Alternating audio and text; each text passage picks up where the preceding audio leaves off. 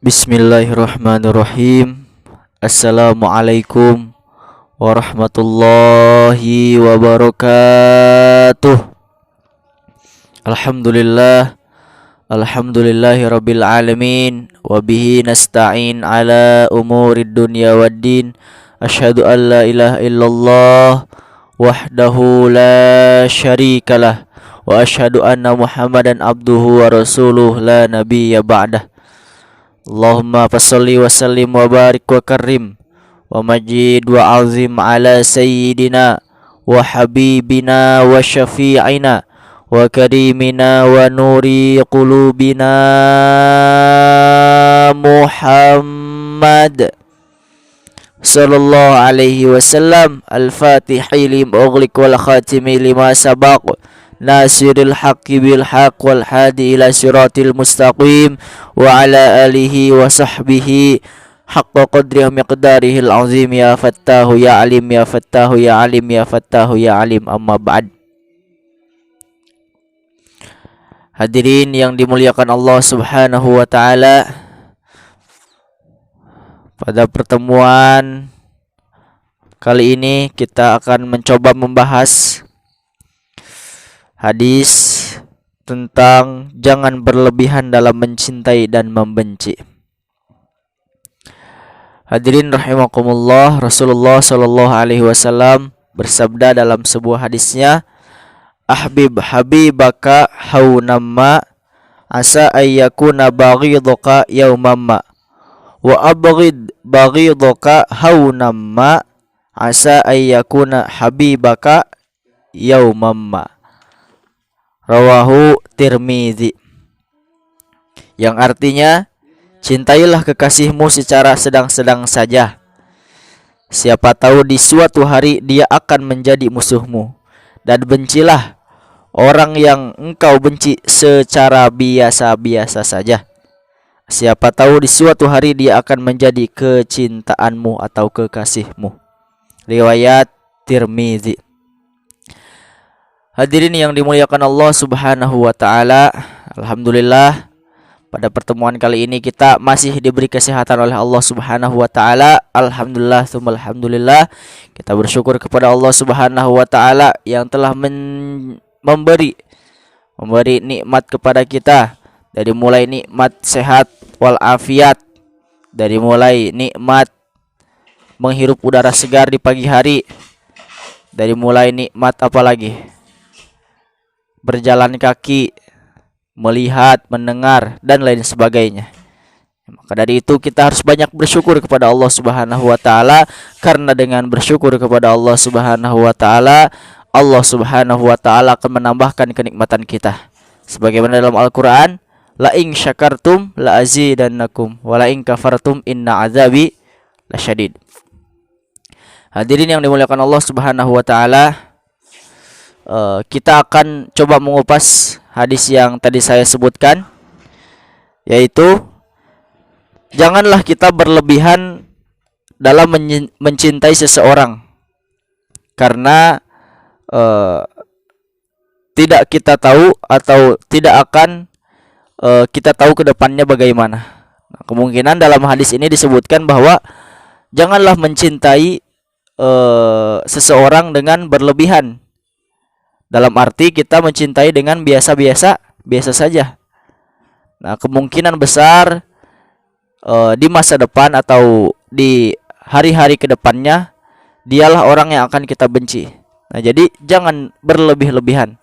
Nah, kan orang yang berlebih-lebihan itu sangat-sangat tidak disukai oleh Allah dan tidak disukai oleh makhluk Allah.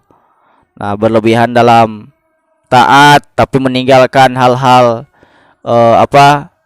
duniawi seperti menafkahi keluarga, terus apalagi bersilaturahmi kepada sanak saudara dan lain sebagainya. Nah, jadi kita harus seimbang antara mencintai dan membenci, seimbang antara hal-hal dunia dan hal-hal akhirat.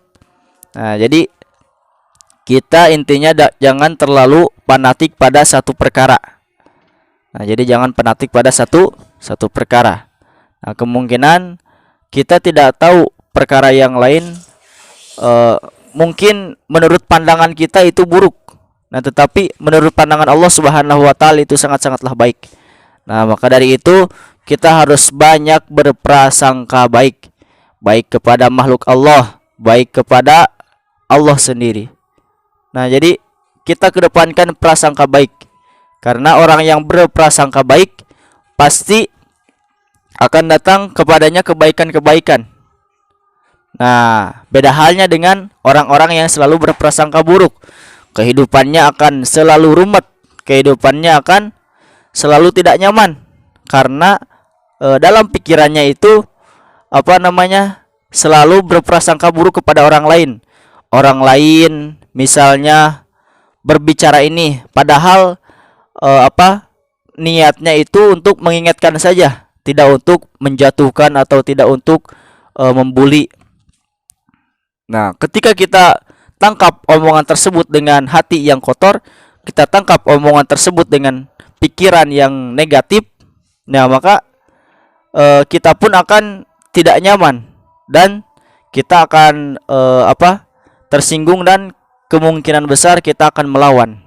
Nah, maka dari itu kedepankanlah prasangka baik, berprasangka baik kepada Allah Subhanahu wa taala dan kepada makhluk Allah Subhanahu wa taala. Nah, selanjutnya dalam hadis ini disebutkan juga ketika kita membenci seseorang, nah maka jangan membenci berlebihan atau jangan membenci secara tingkat level tinggi. Nah, jadi biasa-biasa saja kita membenci seseorang, karena bisa jadi seseorang yang kita benci tersebut kedepannya akan menjadi kekasih kita atau akan menjadi orang yang kita cintai.